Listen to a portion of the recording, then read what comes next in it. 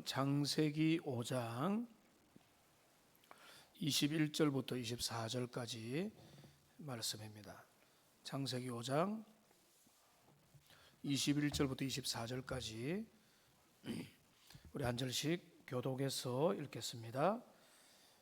에녹은 65세에, 제가 먼저 읽을게요. 에녹은 65세에 무두셀라를 낳았고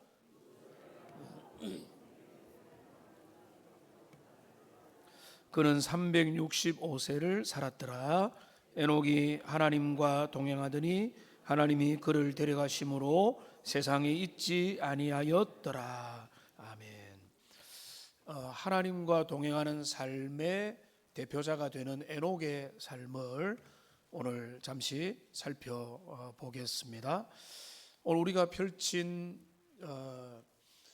창세기 5장은 앞에서 쭉 눈으로 한번 읽어보시면 지루한 족보처럼 보입니다. 아담의 계보가 나열되는 중에 살았고 낳았으며 죽었더라 라고 하는 말들이 이 계보를 통해서 계속 이어지고 있습니다. 이 말이 오늘 5장에 8번이나 나오거든요. 1000년 가까운 시간을 살았지만은 결론으로 나오는 것은 죽음입니다.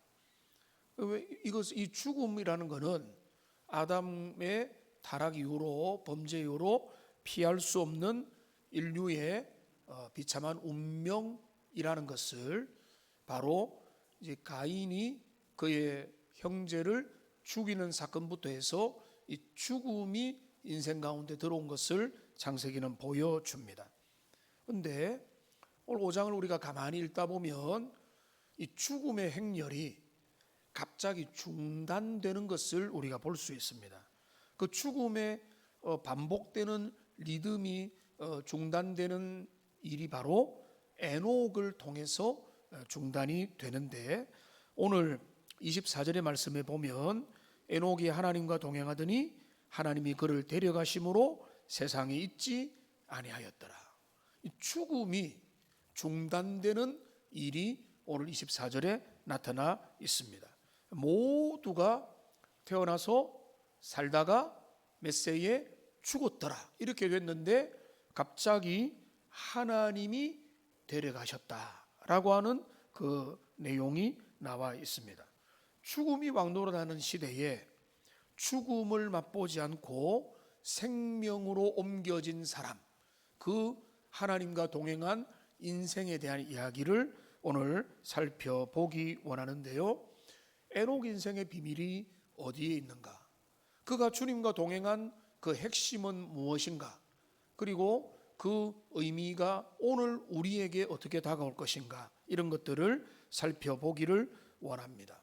에녹의 이 사건은 오늘 21절, 22절을 보면, 여러분 여기 유심해서 보면 에녹이 65세에 무두셀라를 낳았고 무두셀라를 낳은 후 300년을 하나님과 동행하며 자녀들을 낳았다 이렇게 되는 것입니다. 이 표가 나와 있는데요, 무두셀라를 낳은 후에 라고 했습니다. 에녹의 삶에서 무두셀라 출생은, 무두셀라를 탄생한 자녀를 낳은 사건은 아주 의미가 깊은 그에게 분기점으로 자리를 했다는 것입니다. 무두셀라를 낳은 후에 300년을 주님과 동행했다. 그러면 이 무두셀라를 낳은 게 엄청난 전환점이 되었고 도전의 기회가 되었다. 삶에 완전히 주님과 동행하는 그런 계기가 되었다는 것입니다. 여러분, 무두셀라를 낳기 전에 에녹의 삶이 얼마나 경건했는지 불경건했는지는 명확하지 않습니다. 그런데 분명한 것은 무두셀라를 낳은 이후에 그의 삶은 300년 동안에 주님과 철저하게 동행하는 인생의 중요한 분기점으로 사용이 되었는데요, 무두셀라를 낳은 후 그때 에녹에게 어떤 일이 도대체 있었는가? 우리는 이제 정확하게 알지 못하지만 여러 신학자들이 밝혀주는 무두셀라라는 이름에 담겨진 비밀이 있습니다. 우리가 그거를 합리적으로 묵상을 해보는 건데요. 무두셀라, 제가 숫자에 약한데 969세를 산 사람 무두셀라잖아요. 근데 이 무두셀라를 낳았다. 무두셀라는 인생 중에 한 사람인데 무두셀라라고 하는 것을 어근을 살펴보면 무트라고 하는 죽음이라고 하는 단어에다가 샬라흐라고 하는 이 히브리 단어인데 그건 뭔가 하면 보낸다라고 하는 이런 단어입니다. 그러니까 이거를 이제 무두셀라라는 이름을 하나님의 경고와 예언을 통해서 지어졌는데 무두셀라의 뜻이 이렇게 해석이 되는 겁니다. 그가 죽으면 심판이 임한다. 이런 뜻으로 그 이름이 불리워지게 된 것입니다. 그가 죽으면 심판이 다가온다. 자, 그런데 신기한 것은 오후 예배니까 우리가 성경 공부를 좀 하면 여러분 너무 자세한 것은 우리가 정확하게 알 수 없지만 놀랍게도 무두셀라의 죽음과 노아의 홍수는 딱 맞아 떨어지는 거예요. 그 다음에 이제 PPT를 보면 그게 나와 있는데요. 여기에 보면은 에녹 65세에 무두셀라가 출생하거든요. 근데 무두셀라의 187세에 라멕이 출생합니다. 그리고 무두셀라가 369세가 될 때에 노아가 탄생합니다. 그때 라멕 나이가 182세가 되는 것이고 그 후에 노아가 출생한 이후에 600세가 될 때에 홍수가 시작이 되는 겁니다. 근데 그 600세가 되는 시간이 거꾸로 무두셀라 식으로 계산하면은 969세, 무두셀라 죽음의 때. 자, 그러니까 여기 밑에 나와 있죠. 라멕이 출생했던 187세에 무두셀라가 187세가 되고 노아가 출생했을 때가 라멕이 182세가 되는데 그 다음에 홍수가 시작된 600년을 더하면 969세가 되는 것입니다. 그러니까 여기 지금 먼 미래를 수백 년 전에서 하나님의 계시겠죠. 지금 에녹은 여기 무두셀라를 낳은 후에 그가 하나님과 동행했다라고 하는 것은 홍수 심판, 하나님이 내려줄 심판에 대한 인식을 가지고 그가 믿음으로 살았다는 것을 우리가 건전하게 유출을 해볼 수 있습니다. 이거는 그 믿음은 노아의 믿음이었잖아요. 노아의 믿음이니까 노아의 셋 계열의 믿음의 선조였던 에녹이 그 믿음을 가지고 살았다는 것은 전혀 이상할 바가 없는 것입니다. 여러분 상상을 해보십시오. 에녹이 아이 이름을 뭐라고 부르겠어요? 무두셀라야 이렇게 부른 거예요. 제가 제 아이 이름을 부를 때 하은아, 주영아라고 부를 때 제 마음에는 그 이름을 지었을 때의 의미를 두고 있습니다. 항상 의미를 두는 건 아니지만은 하나님 앞에 기도할 때 하은이가 그 이름에 걸맞게 자라게 하시고 주영이가 그 이름에 걸맞게 살게 해달라고 그렇게 이름을 부릅니다. 에녹이 무두셀라야라고 부를 때마다 무두셀라 뜻이 뭐라고요? 그가 죽으면 심판이 온다. 이름도 잘 지어야 되는데 하나님의 계시를 따라 그렇게 지은 거겠죠. 그렇게 그 이름을 그가 죽으면 심판이 온다. 이 아들의 이름을 부를 때마다 그는 깨어 있을 수밖에 없는.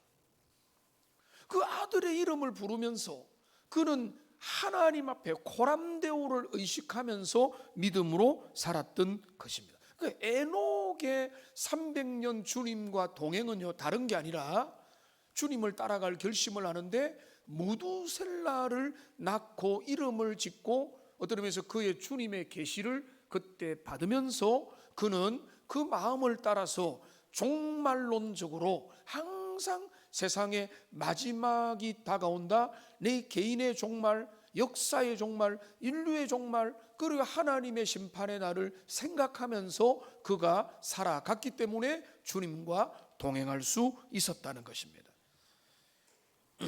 오늘 우리 갈렙 장로님 한 분이 제가 좋은 일이면 바로 칭찬해서 당신은 좀 민망할 수 있는데 오셔가지고 목사님, 제가 부족하지만은 우리 갈렙반에 좀 이렇게 주중구역 모임에 헌신할 마음을 하나님이 주셔서 또 기회가 되면 섬기겠습니다 라고 하기를 너무 감사해가지고 축복 기도를 해드렸습니다. 그러면서 제가 뭐 빈말이 아니라 장로님께 그렇게 말씀해요. 장로님, 제가 설교하다가 어느 날 여기서 쓰러지면 얼마나 영광스럽겠습니까? 그런 말을 드렸어요. 그런데 우리가 정말 의식을 가지고, 우리 최중환 장로님도 은퇴하실 때 그 말씀 너무 권사님이 그러더라고요. 평소에 말 못하는데 너무 잘하시더라고요. 이렇게 하던데 진짜 그렇거든요. 저 같은 인생 귀하게 여겨서, 그리고 은퇴하고도 주님 앞에 끼어 살고 싶다. 그게 우리 모두의 소망이 되어야 될 줄로 믿습니다. 여러분, 그러니까 이 무두셀라를 낳고 난 다음에 그가 죽으면 심판이 임한다. 하나님의 심판의 때가 다가온다. 이 신전의식, 종말의식을 가지고 살아가는 자는 늙어도 쇠하지 아니하고, 나는 이제 다 내려놓을래가 아니라 주님이 주시는 은혜를 따라 내가 주님 앞에 감당하리라, 그렇게 가는 것입니다. 여러분, 에녹의 삶이 그랬습니다. 그는 어쩌면 영원할 것 같은 세상을 살았잖아요. 오늘 우리는 100세 살면 오래 살지만 그때는 300세, 500세, 800세, 무두셀라 969세 영원의 방불한 시간을 살면서 사실은 그 모든 것의 끝에 죽음이 있다는 사실을 그는 절감하면서 세상 사람들이 먹고 마시고 시집가고 내일이라는 시간이 또 있겠지 하면서 그렇게 살고 있을 때, 천년의 시간을 쾌락으로 살고 있을 때 에녹은 끝을 보면서 살았던 것입니다. 내 인생의 끝이 있다. 우리 삶의 종말이 있다. 내 삶의 마지막 순간이 있다는 걸, 죽음을 인식하면서 살았다. 그게 바로 우리가 건강하고 거룩하게 유추할 수 있는 무두셀라가 죽은 후에라고 하는, 무두셀라가 탄생한, 낳고 난 후에 그가 300년간 동행했다고 하는 동행의 비밀이 우리가 거기에서 어느 정도 유추를 해볼 수 있다는 것입니다. 여러분, 우리에게 우리의 삶에도 그런 어떤 한계가 있습니다. 인생에 예고 없이 찾아오는 위기가 있고요, 건강의 상실이 있고 사업의 실패가 있고 우리가 신뢰했던 것들이 무너지는 순간들이 있습니다.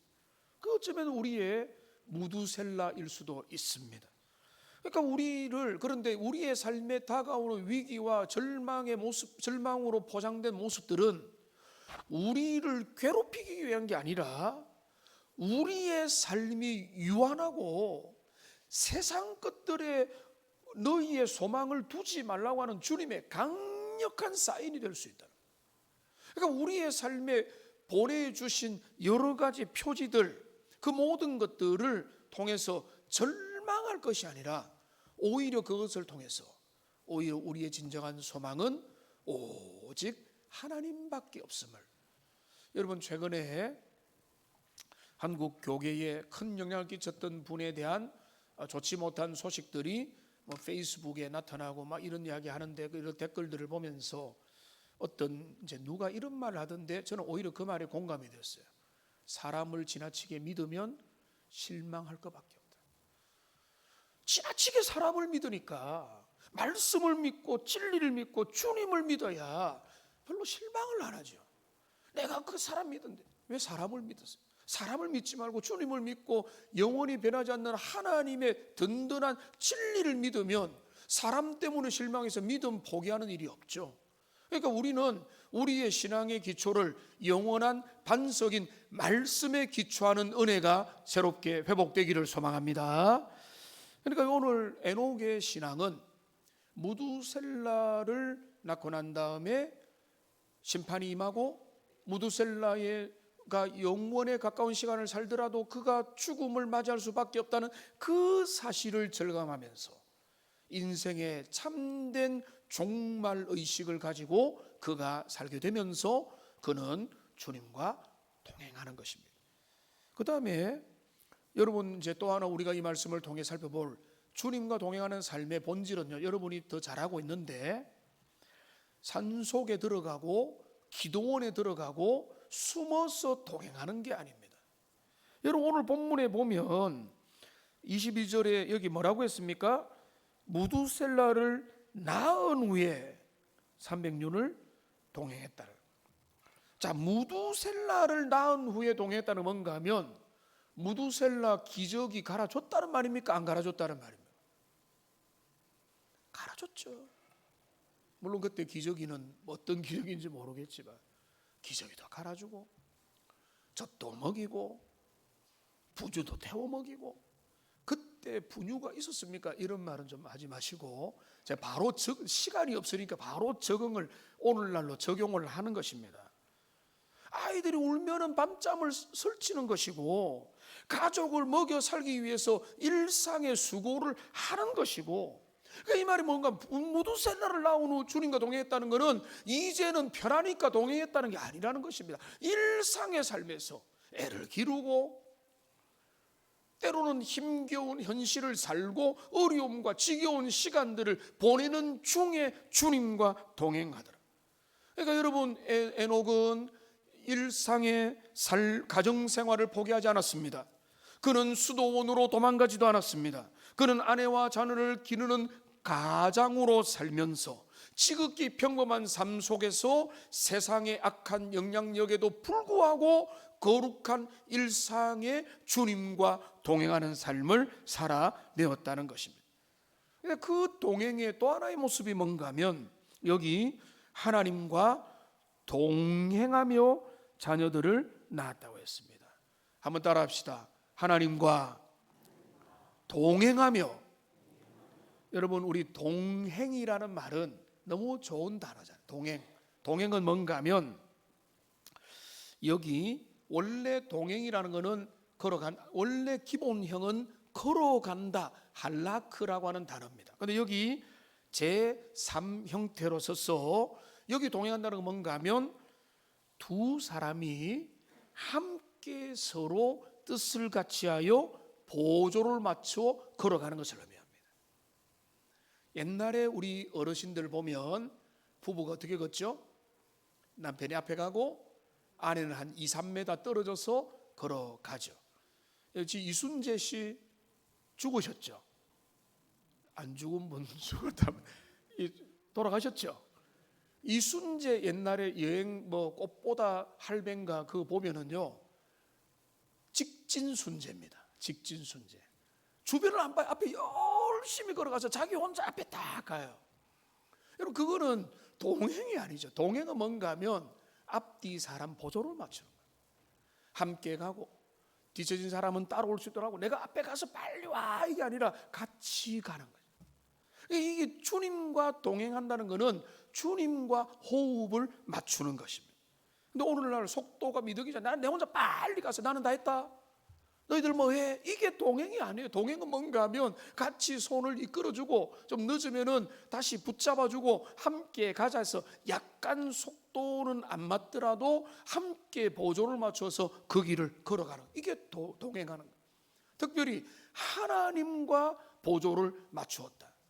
자, 우리가 좋아하는 말이 있잖아요. 우리 한번 따라합시다. 새해는 하나님보다 앞서지 않겠습니다. 하나님보다 앞서면은요 우리가 너무 힘들어요. 내 마음도 지치고 염려가 많아. 그러니까 하나님과 동행한다는 건 하나님의 사인에 맞추어서 함께 그 길을 걸어가는 것입니다. 하나님의 속도에 우리는 때로는 하나님보다 더 열심히 해요. 하나님께서 하시는 그 하나님의 인생 경영에 우리의 마음을 맞추어 동행하다 보면 지극히 평안하고 안전하고 믿고 맡길 수 있다는 것입니다. 여러분, 우리의 일상에서 주님과 동행합시다. 운전대를 붙잡고도 하나님의 은혜를 찬양하고, 설거지를 하면서도 주님이 주시는 그 가정과 자녀와 배우자를 위해서 축복 기도를 하고, 우리가 운전하면서도 하나님 앞에 지혜를 구하고, 직장에서 골치 아픈 상사를 대할 때도 주님의 마음을 가지고 그 모든 것들을 대하고, 이게 바로 뭔가 하면 일상의 에녹의 300년의 동행이었어요. 에녹의 삶에서 면제받은 거 별로 없습니다. 저는 우리 개신교 목회자들과 천주교 신부님들을 생각할 때 서로의 장단점이 너무 분명한 것 같아요. 때로는 제가 솔직히 하나님의 교회를 사랑하고 목회 사역할 때는 제가 여러 시간 동안에 가정이 오히려 목회에 많은 방해가 될 수 있겠다 생각을 많이 했어요. 왜냐하면 아내를 즐겁게 하고 자녀를 기쁘게 하고 가정의 삶을 살펴야 되잖아요. 살펴야 되니까 우리의 에너지와 시간과 열정의 한계가 있는데 분산되잖아요. 그런데 이제 전주교 신부님들은 이 독신의 삶을 살다 보니까 또 다른 잘못된 모습들도 있겠지만 비교적 주님을 위해서 올인할 수 있다고 생각할 수 있지만, 우리가 이제 자세한 말씀을 안 드리고 큰 틀에서 우리 개신교는 어떻게 합니까? 결혼을 하여 가정을 꾸리면서 믿음의 길을 걸어가고 헌신도 하도록 그렇게 세팅이 되어 있습니다. 그러니까 하나님이 허락한 독신은요, 장점이 많습니다. 그러나 또 주님이 우리에게 걸어가기를 원하는 것은 이것 빼고 저것 빼고 모든 거 다 빼고 그냥 그 삶을 살아라가 아니라, 우리가 여러분이 헌신할 때, 우리 장로님들, 권사님들, 집사님들 주일을 헌신할 때 면제 안 되잖아요. 직장생활 그대로 해야 되고, 남편과 아내가 그대로 있고, 자녀 뒤치다거리도 해야 되고, 우리의 삶에 면제가 안 되는 채로 주님과 동행하도록 부름을 받았다. 에녹의 삶이 바로 그와 같았다는 것입니다. 여러분, 이제 화면에 인용은 안 될 건데 유다서 1장에 보면 에녹이 그 시대의 사람들을 향해서 외쳤다는 기록이 나와요. 이렇게 되어 있습니다. 보라, 주께서 그 수만의 거룩한 자와 함께 임하셨나니 이는 뭇사람을 심판하사 모든 경건하지 않은 자가 경건하지 않게 행한 모든 경건하지 않은 일과 라고 말하면서, 에녹은 죄악된 세상 가운데 하나님의 심판을 선포하는 자였습니다. 그 시대에 동화되지 않았다는 것이죠. 모두가 가인과 에서의 후예로 살아갈 때, 죄의 낙을 즐길 때 에녹은 홀로 하나님 편에 서서 살아갔던 엄청난 용기를 가진 주님의 사람이었습니다. 그래서 히브리서 11장 5절에 보면 에녹에 대하여 믿음으로 에녹은 이라고 말하면서 그는 옮겨지기 전에 하나님을 기쁘시게 하는 자라는 증거를 받았다라고 히브리서 기자는 에녹의 삶을 평가하거든요. 여기 보면 하나님과 동행한다는 것은 하나님과 친구로 삼는 것이고, 그 우정의 핵심은 죄를 미워하고 거룩을 추구하는 것이다. 오전에 말씀 여러분 드린 대로 이제 헤어질 결심을 하고 붙잡을 결심을 하는 것이다. 그러니까 따라갈 결심, 붙잡을 헤어질 결심을 에녹의 삶에 분명히 했기 때문에 그는 주님과 300년을 동행할 수 있었다는 것입니다. 저는 이 부분에 대한, 제가 설교자로서 항상 하나님 앞에 부럽다라고 하는 것은 왜 이분이 설교자의 황태자인가 하는 걸 알 수 있는 건데, 이 스펄전 목사님은요, 에녹이 주님과 동행하다가 하나님이 그를 데려갔다고 하는 너무나 감동적인 설교를 거론했습니다. 어떤 걸 했는가, 이렇게 되는 거예요. 에녹은 날마다 하나님과 산책을 했다. 어느 날 그들은 평소보다 더 멀리 걸어갔다. 해가 저물자 하나님께서 에녹에게 말씀하셨다. 에녹아, 날이 저물었는데 너희 집으로 돌아가기에 너무 멀리 왔구나. 내 집이 더 가까우니 나와 함께 가자. 그렇게 에녹은 하나님을 따라 천국에 입성했다는 것입니다. 여러분, 이것이 하나님과 동행한 삶의 결론입니다. 이거 어떤 끊어짐이 없습니다. 내 집이 더 가까우니 나와 함께 가자. 그렇게 자연스럽게, 그게 뭐 물리 법칙이니 과학 법칙은 그건 다 뒷전에 두고 주님과 깊이 동행하다가 주님과 함께 그 길로 걸어간 것입니다. 여러분, 이 에녹의 평생의 동행을 생각하면서 이제 오늘 몇 가지로 적용하고 말씀을 마무리하겠습니다. 우리가 이 말씀을 통해서 첫째는 뭔가 하면 우리의 무두셀라를 기억해야 됩니다. 우리의 삶, 무두셀라를 낳은 후에 300년을 주님과 동행했다. 그가 죽으면 심판이 임한다. 내 삶은 유한하다. 지금에 있는 것들 사라진다. 영원한 것은 없다. 오직 하나님과 말씀과 진리만이 영원하다. 나의 붙잡고 있는 모든 신뢰가 무두셀라임을 기억하면서 그 다음에는 반드시 심판이 임한다는, 우리가 이 땅에 의지하는 모든 것들이 우리의 무두셀라임을 기억할 때 우리는 주님과 동행할 수 있는 것이고요.